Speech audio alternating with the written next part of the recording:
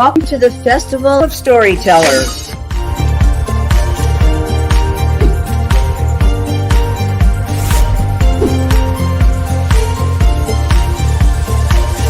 I thank everybody that's involved with this process because we know writers need readers and writers need publishers.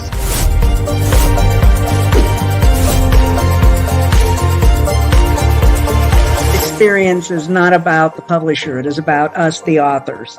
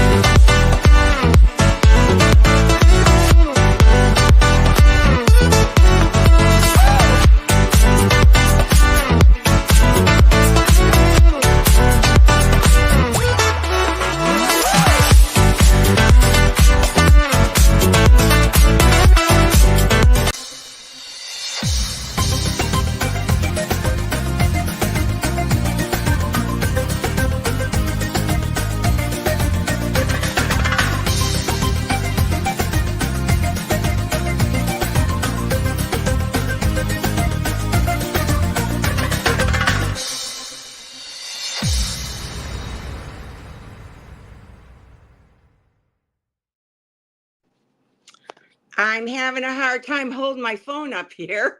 My name is Sue Matinkhah, and I am an author with Reader's Magnet. And today I will be talking to you about Plant a Tree and Watch It Grow. That's the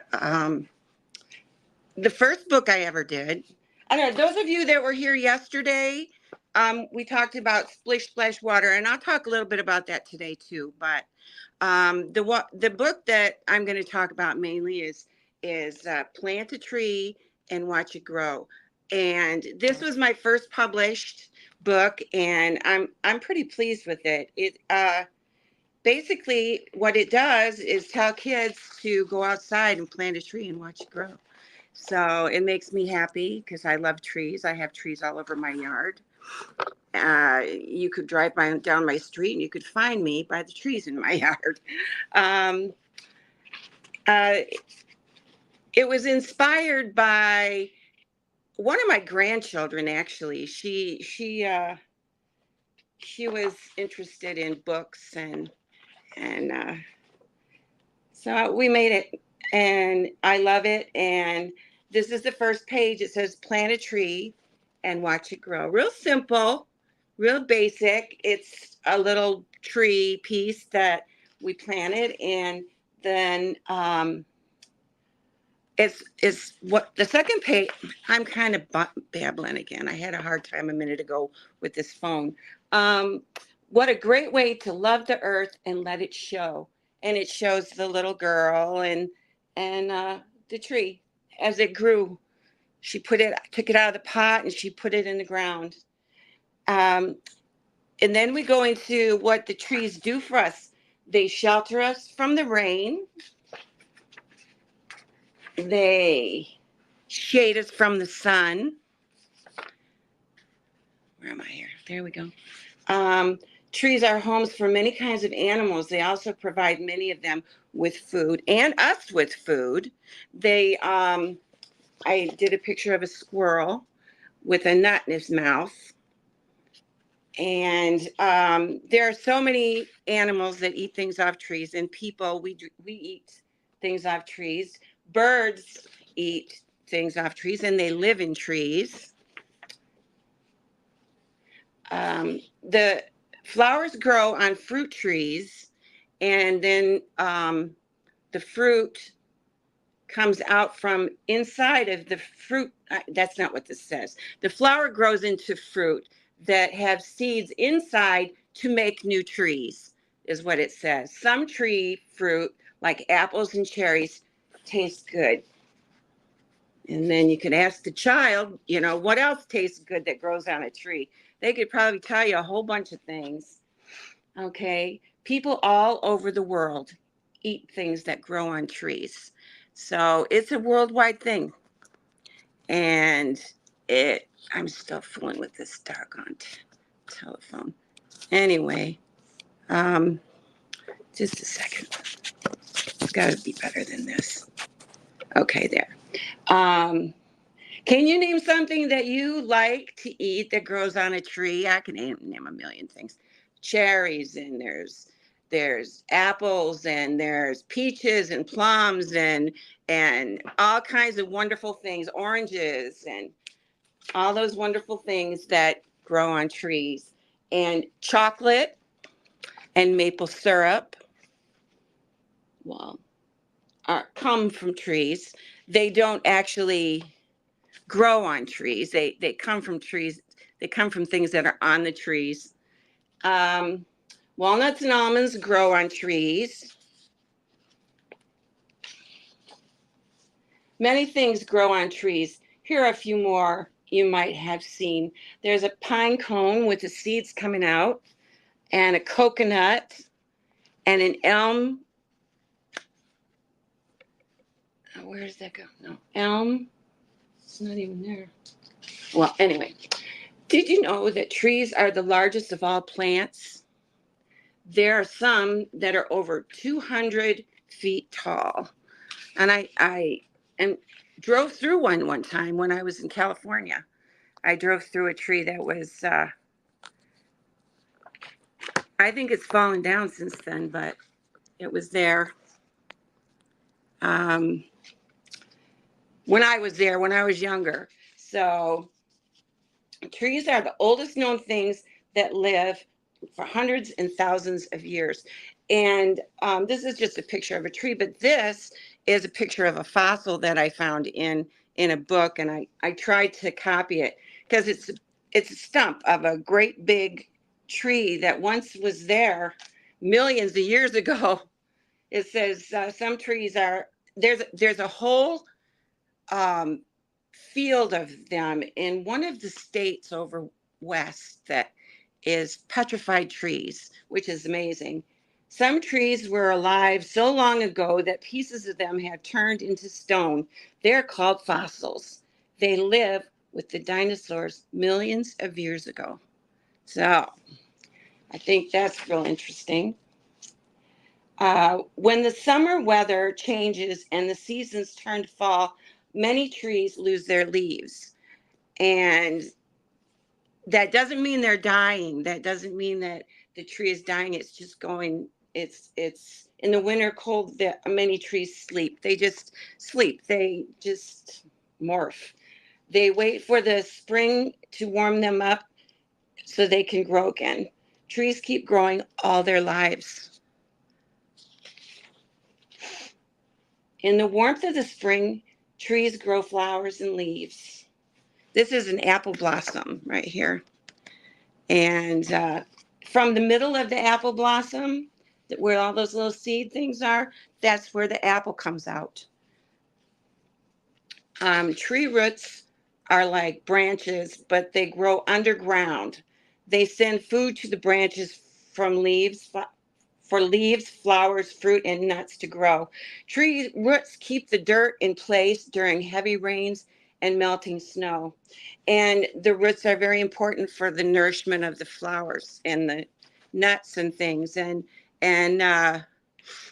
who knew that they were pretty much the same size as the tree on the top?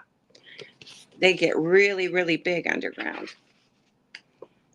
Some trees are used to break the wind. They also keep the wind from blowing away the topsoil on their land. That's a lot of farmers build tree breaks where they break the wind a bit so that the dirt doesn't blow away. Some trees are used for building things. Some trees are used for making medicine. Some trees are used for fire, to cook food, and to keep people warm, to keep things warm.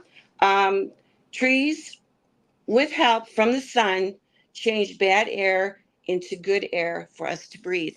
That's actually, there's the leaves on the trees absorb the bad air that we breathe, the carbon monoxide, and they absorb that and they change it into oxygen for animals and people and all the things that are alive on Earth need. So, Ben, hi, Sue. How does the book Plant a Tree and Watch It Grow convey the idea that trees contribute to the well-being of both humans and animals? Trees make your air, hon. That's for everybody. The trees are just they contribute to our lives. If you didn't have trees, we wouldn't be alive. There's and flowers that have leaves and things too, but trees are very essential. Hi, Sue. Do you believe that trees play a vital role in the environment? That's one of three things that I've written about. I've written about water and trees. Trees make our oxygen. They make our oxygen. They feed people. They feed animals. They change the air so we can breathe. If we didn't have trees, we would be we would not be here. Just like with water, I talked about water yesterday, and it's just they go together. They go together just like air. Air needs trees.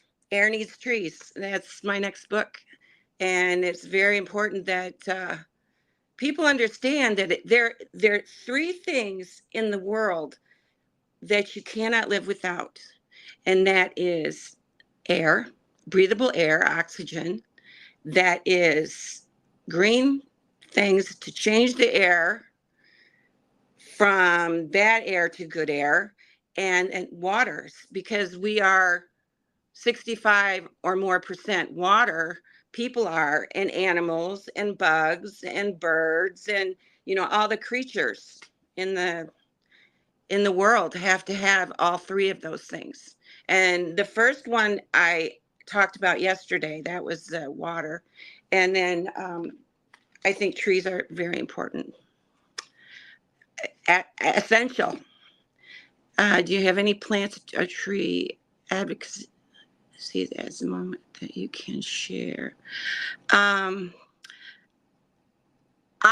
book encourages kids to plant a tree, and I've contributed to some of the worldwide things that they're doing, but I think that the best way to help and put trees back in the world so that we can have better air is to plant trees. If you live in an apartment, you can even plant a tree. You can put a tree in a pot, you can put a tree in the land, you can put a tree pretty much anywhere until it gets bigger, and then you go plant it somewhere else where it can thrive and make healthy air.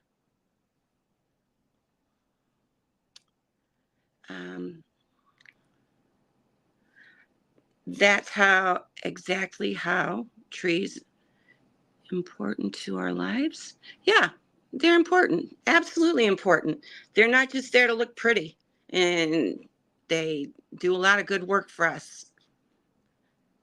I love your concept. I will definitely grab a copy of your book. Thank you very much, Samantha. I really believe in what I'm talking about too. I think that you need to start with children in school, at home, wherever, on TV. Do positive things to encourage the welfare of our environment. And it's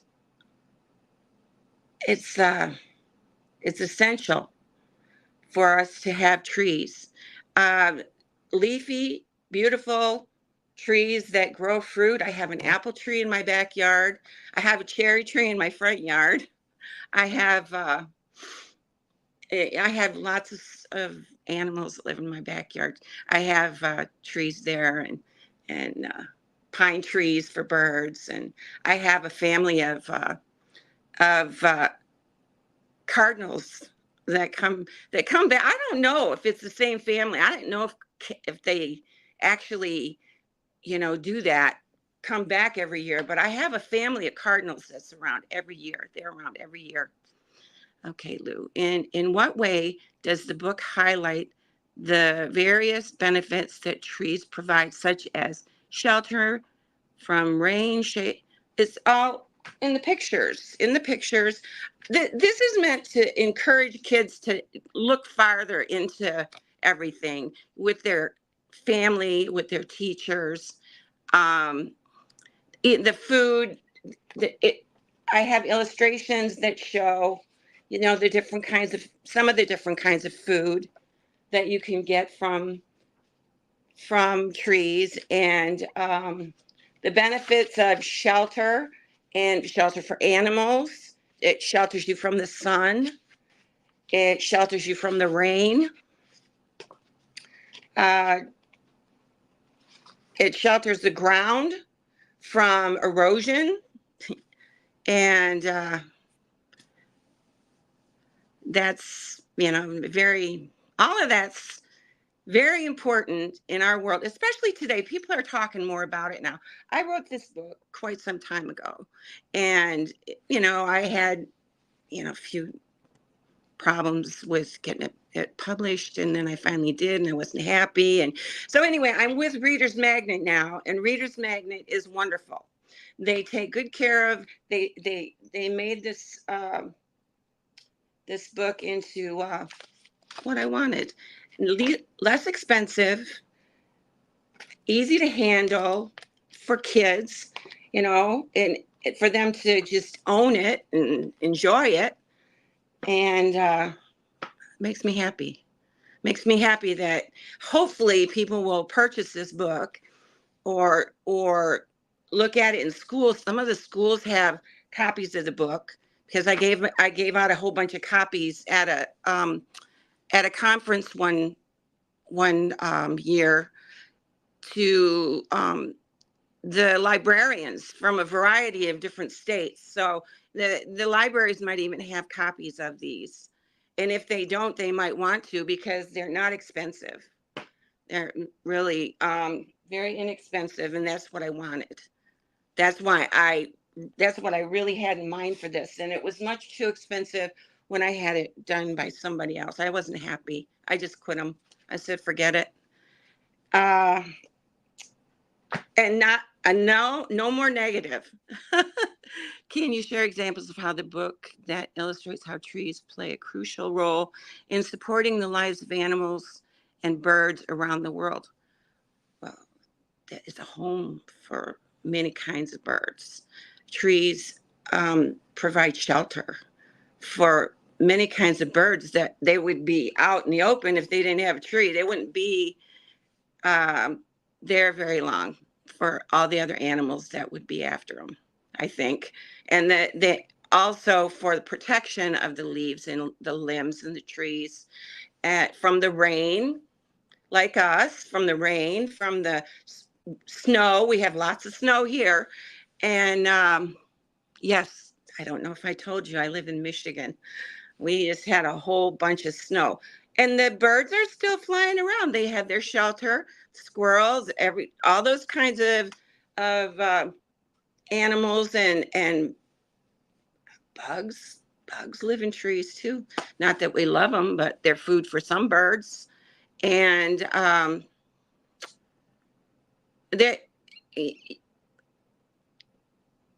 animals are crucial, like you asked. They play a crucial role in supporting the lives of animals and birds. They do. I don't know what else to say about that, but that when you go to if you're talking about it in school, a teacher will elaborate more on that subject too, I'm sure. Okay, Mary Rose, what message or lessons does the book aim to impact on young children regarding the longevity and importance of trees in our world? that you can't, okay. The trees grow, and we have to have trees in order to have air, and they grow food. And if we didn't have them, we'd have, we'd have food, but not tree fruit. And the bees need to come along, and they know all about the bees from the Bee Movie, I'm sure. If the fruit isn't pollinated, the fruit doesn't grow. And so, everything that you asked, it, how does it make an impact? Well, I think it's probably how it's presented to them. Because trees, if you didn't have trees, you wouldn't have air. And if you didn't have air, you wouldn't be alive. That's the importance of trees.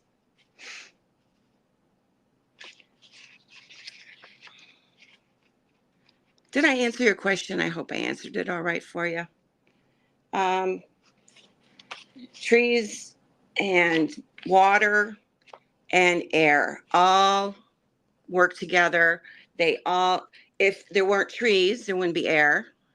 If there weren't water, there wouldn't be trees. If there wasn't trees and water, then we wouldn't be Earth. We wouldn't have our environment and be what we are. We might be something different, but we wouldn't be what we are. We wouldn't be humans like we are. So, any more questions? Okay. Julie Brown, how does Plant a Tree and Watch It Grow approach explaining complex concepts like keeping the air clean and its connection to trees in a way that it accessible to younger readers? Okay, keeping the air clean. That's a tough one for kids. Trees do their job. They clean the air with their leaves. I don't know if you've ever noticed, it's really cool. When we're going to have rain, leaves feel it and they turn over so they can absorb the rain in their leaves. You ought to watch next time it rains. It's pretty cool to watch.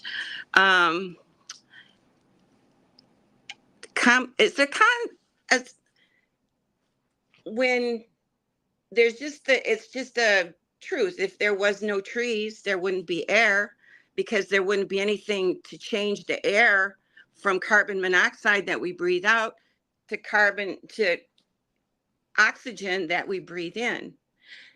That's basically what it's all about, is living and keeping the air clean. That, the environment is real important with that. And if you have more trees, it helps clean it better. So if you plant a tree, at least you're going to help clean up the air a little bit. Besides that, I could talk all day about things like that, but, okay. Anthony Scott, how does the book balance being educational and entertaining to young readers who conveying the importance of the environment and their environmental responsibility? Well, their environmental responsibility is, bottom line, is plant that tree and watch it grow. And it tells them why they should. Inside the book, it says, plant a tree and watch it grow. And that's the way to love the earth and let it show that we, importance of environmental responsibility.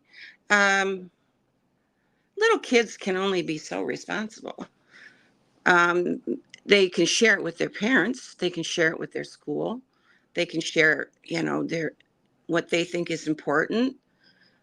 And when they grow up, they can make a huge difference in the world if they start at a young age, a young age that's impressionable, and the things that we need to have in the future. If we start with them young and teach them the responsibilities of the environment, because so many people don't think about that. They just don't. They're just playing, or they're just out there doing whatever they're doing, and they don't think about that fact that the environment is why we're here. We're here for the fact that they're taking care of us. And the educational and entertaining part, the pictures, they talk to the kids. It's I hopefully they do anyway. My grandchildren love it. I have 7 of them, and they love the books. So okay, um, Rob Lamb, in what way does the book inspire a sense of stewardship in children, encouraging them to care for and contribute positively to their environment? It's asking them to um, understand their environment. And when there's understanding, it's much easier to contribute positively to that thing that you're understanding. Um, and it encourages them to notice the things that trees do for you. That's a positive thing, and it contributes in contributing positivity to their environment, and just giving them an idea about it. Just, sparking a little light there and saying, this is what is going on in these trees. This is what's going on in this water. This is what's going on, in the air, and help fix it. A tree is a very good way to help fix. And if a whole bunch of kids planted a whole bunch of trees and watched it grow, that would make an impact. And I'm positive that they would feel that that would be, something stewardship like. They could feel good about it. Feel good about their environment, that they're contributing something. Trish Smith, does the book explore the life cycle of a tree from seeds to maturity and how it fits into the broad circle of nature? It does not follow that from the seed to the growth. That would be one whole book. The teacher, hopefully teachers will get these in their classroom, because the teacher can show them how. They can start with a seed. They can start with a small little, beginning tree, and start it in a cup and see what happens. Or they could, I really think that's kind of, if a child is truly interested in this idea, there's lots of books and people that could talk to them and let them know about that. But that's a big thing right there, planting trees from a seed. I know that some seeds will grow no matter what, like green beans and things like that, but trees are a little bit different. So you can go to have a field trip to a nursery and find out those things. So, okay. Jean K, are there any activities or suggested projects within the book that complement them in the tree planting and environmental awareness, encouraging hands-on? Plant a tree. plant a tree and watch it grow.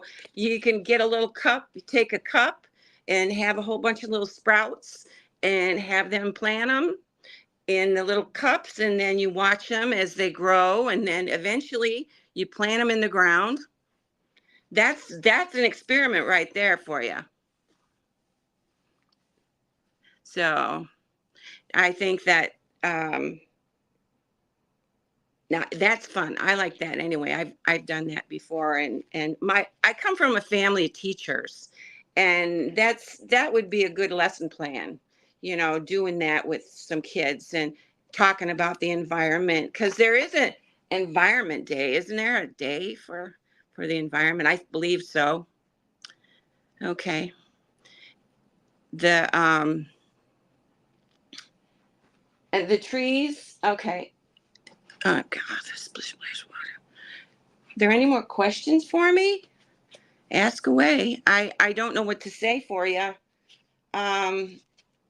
I yesterday, same time, same place, I talked about splish splash water, and that has something to do with the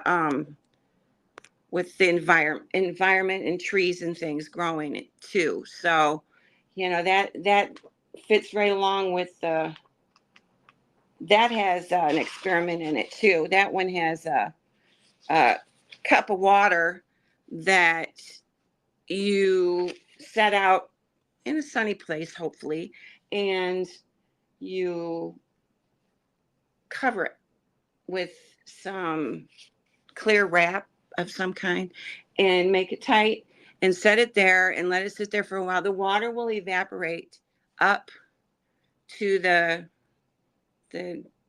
cellophane or whatever you're putting on it, and will show evaporation. Okay, that's an experiment I put in splish splash water. That's one of my. I'm doing another book too. It's called Where's Air, and it's a little more complicated, but it's still good for kids. Where's Air, and it's coming out before too long, and I'm excited about having that one out too. But they all fit together. That's why I'm doing all three of them. I'm hopefully going to sell them in little packages too, so that you know, it's easy to put them all together. You know, when you got all three books, you got the cycle of the world. Really, you got the trees that make the air. You got the water that is in the air and everywhere in all of us. We need that, and we've got the where's air, where you find out about where wind comes from, and um, you know, there's a variety of things in there, but I'm not going to open up on that one yet. It's not done yet. So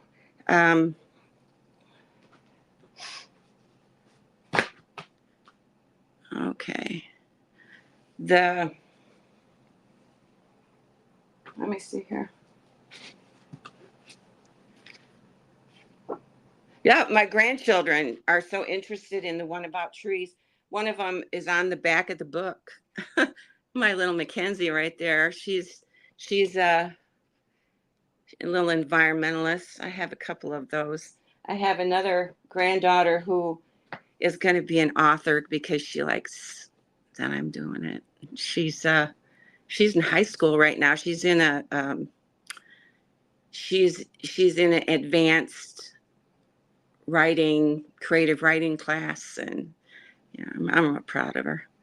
And I'm proud of all of them. They all love the environment. I have one of my sons has a family that lives, while they live in the summertime, they live in a wooded, beautiful place with a pond, and they have the whole works there.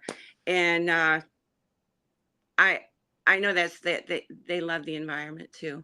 They are lovers of the world, of the environment. So um, I hope that you all understand the importance too, of the water and the parents and kids and everybody needs to pay attention. Pay attention to the world. Pay attention to the air. I mean, there are pollutions that have been stopped. A lot of them, with the car emissions and all the things that the cars were having problems with it. A lot of that's gone, but there's still factories and then there's people that pollute the ocean with barrels of toxic things. And we just need to make sure that we pay attention to all the environmental things that happen in our world, and we need to encourage our kids to learn about them and to care about them, because if you don't teach your kids, how are they going to know? I mean, unless they find an interest through something else. But if you get them books, and we also have the audiobook. We have an audiobook that is available for Splish Splash Water. I don't have one for the Plant a Tree and Watch It Grow, but there's an audiobook, and you can get these books through Barnes and Noble, through Amazon, through Reader's Magnet, through I'm sure that if you go to a bookstore that doesn't carry it, they will order it for you. I mean, that's pretty common to order books through various bookstores. But I hope that it sounds like something you think your kids might want to do. Or other kids, if you're a teacher or if you're a librarian or if you're, someone that's environmentally aware, share it with the children. It's important that they pay attention to things that are important in the world, and that's some things that they can actually do. Plant a tree. Don't throw your garbage in the water. A lot of people don't think about that either. You're out on a boat and you throw your garbage out, and the animals underneath get wrapped up and in it, and good luck to you. Or if oil spills, they have to clean those up, and all of these things are very important. They have to pay attention. Well, you don't have to, but I think it's a good idea.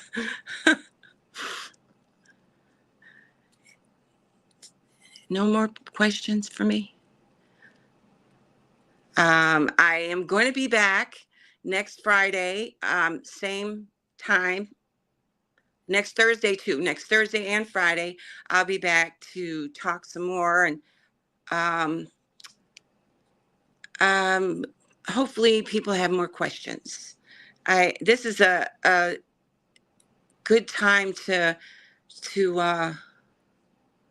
talk to people, and to I don't know how many books there are out there about the environment, but they're a lot of them are just too old for children, little children. My I have a 4-year-old granddaughter who loves them too. She'll tell you all about it.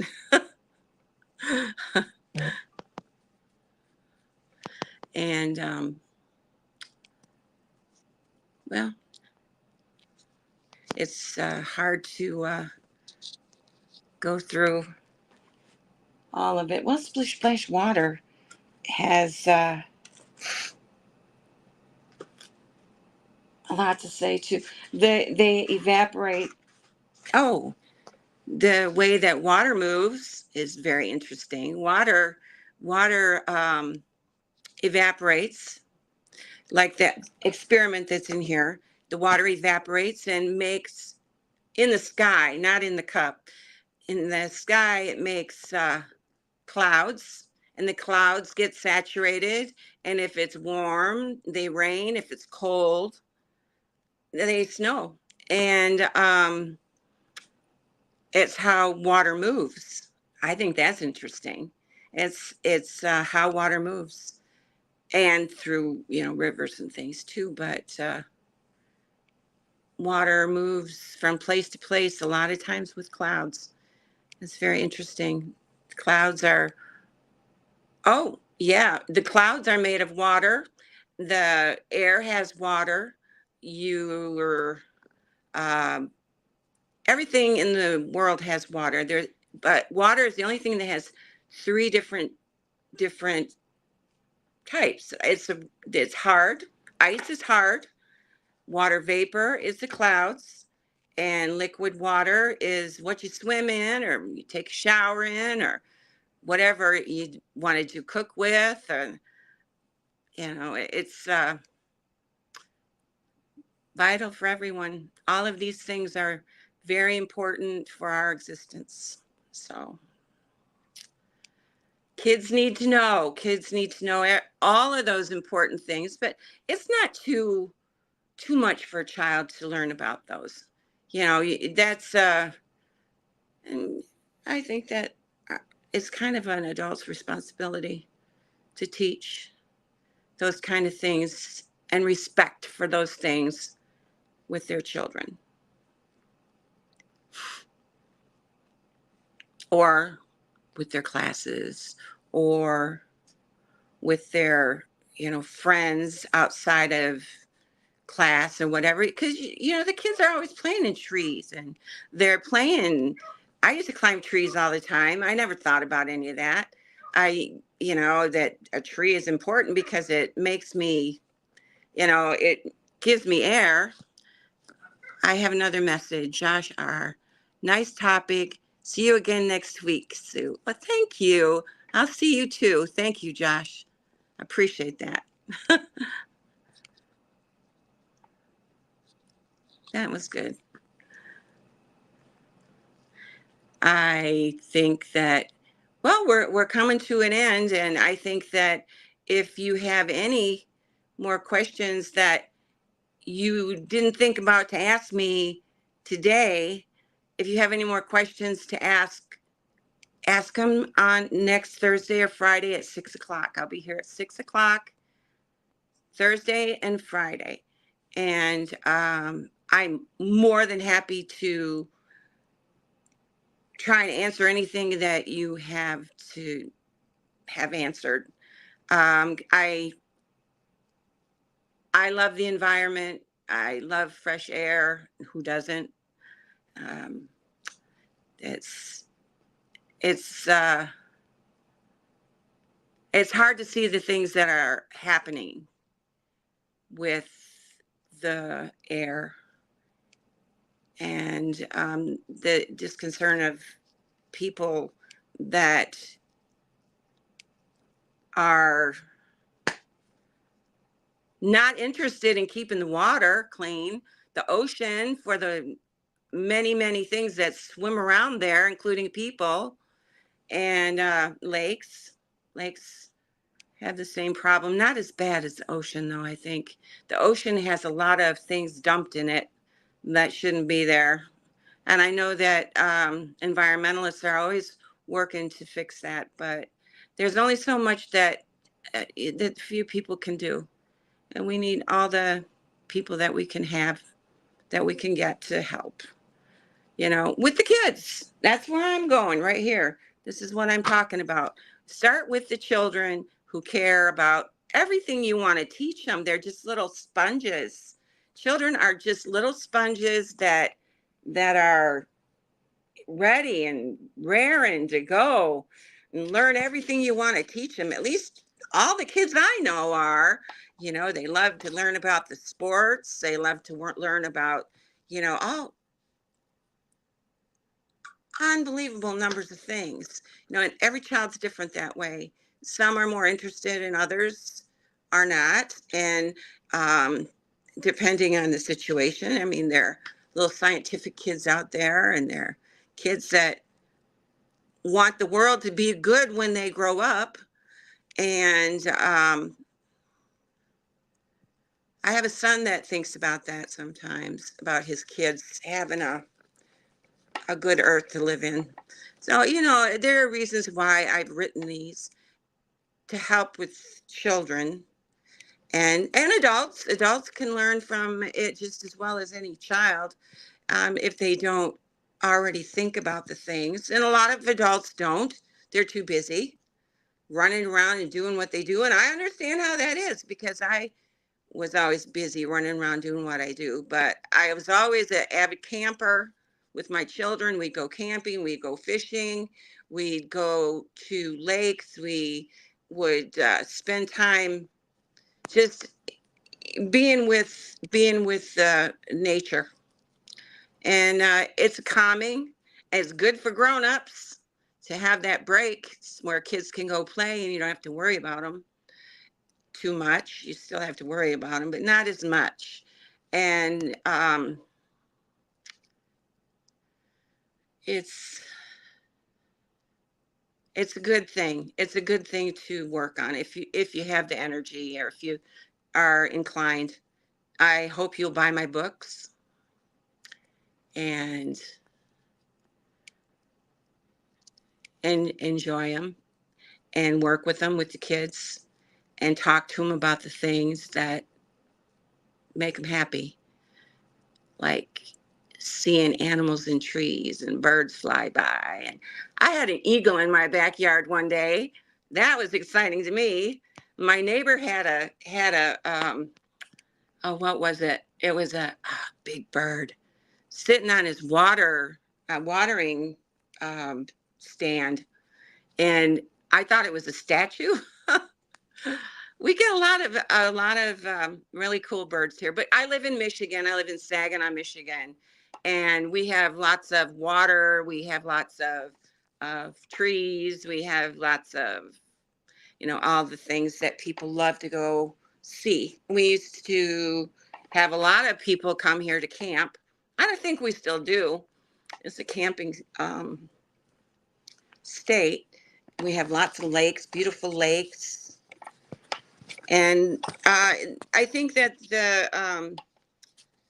environmentalists are doing good in Michigan, but I don't know about the ocean. And I feel like I'm babbling. Talk to me, guys. I think they forgot I'm here. It's been more than a half an hour. Oh. So, Reader's Magnet is good, though. If you have any questions about their ability to help, don't. They do a great job. I think they communicate a lot. They call a lot. They talk a lot. We send things back and forth, and they please me. They please me, and I'm glad that they contacted me. They contacted me. I didn't contact them.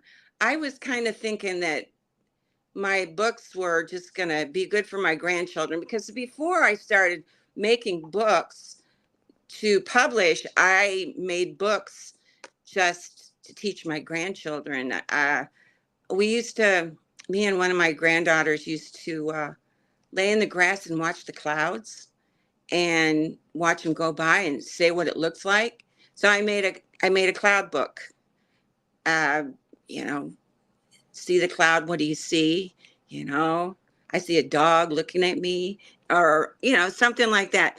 I made a bunch of books that I had no intention of publishing, but I'm glad I started with these, because I think that it's a good topic, and I don't think very many people write scientific books for children. They're not in-depth scientific books like the one lady who, bless your heart, said, what do I do? Do you start from the beginning, seed growing? That would be real hard to do, to make a positive thing for kids, because the seed might not grow. But once you have a sprout up, like on the front of the book, once you have a tree that looks like it's going to stay alive, that's or one of the little, the little ones that they were planting all over the place for a while. it's a good thing for them to be able to have a positive view of those things, like not to plant a seed and start from the very beginning, germination and all that. That's just kind of in depth for kids, but they can continue to learn all their lives about those things. When they get older, they can get involved in those things. It's just that they need to have the spark early in life, I think, to make them interested.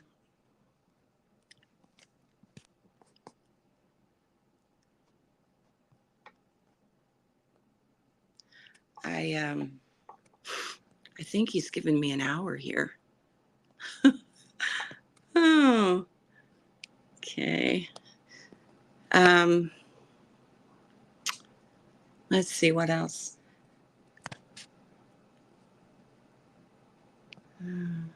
Well, my new book that I'm having has got a meteor, right, that landed a long time ago, and it's huge and weighs thousands of pounds, and landed on Earth, and they have it somewhere, and that should be interesting for kids too. And where wind comes from, that was fascinating to me, where wind comes from. Wind is like, it just pops up, but it's hot air and cold air meeting, and I guess they just have to roll together and make wind. Blowing makes wind, but that's hard. um,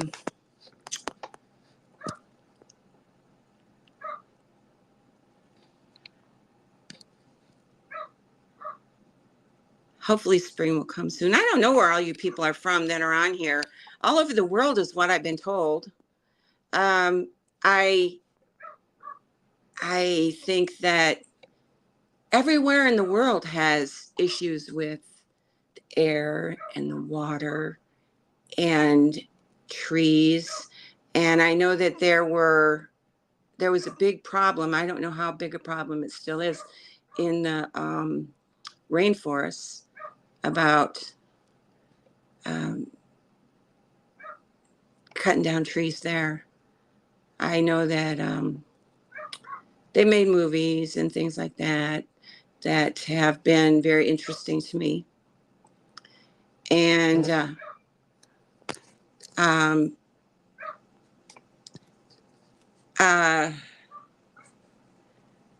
take a look at that too. I don't know. I haven't really thought about writing anything about those things, but that's kind of deep for kids too. I don't know. If anybody has a suggestion about something else I should write about, let me know. Writing about water was interesting for me. Writing about, trees was real good for me too. And how much water your body has. I think kids will like that. I think they'll be interested in that. And the air was a little difficult to write about because it's very complicated. Air has a lot of things in it besides oxygen, and it's interesting. It's interesting how it works. I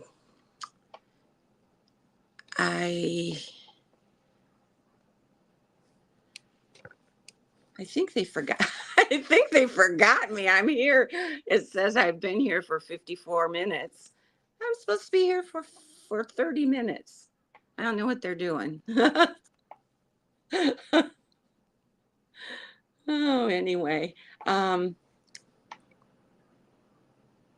Trees. Trees are okay.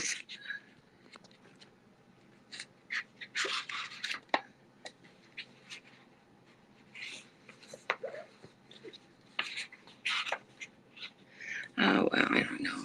I don't know what else to talk to you about. I am from Saginaw, Michigan. I have 7 grandchildren.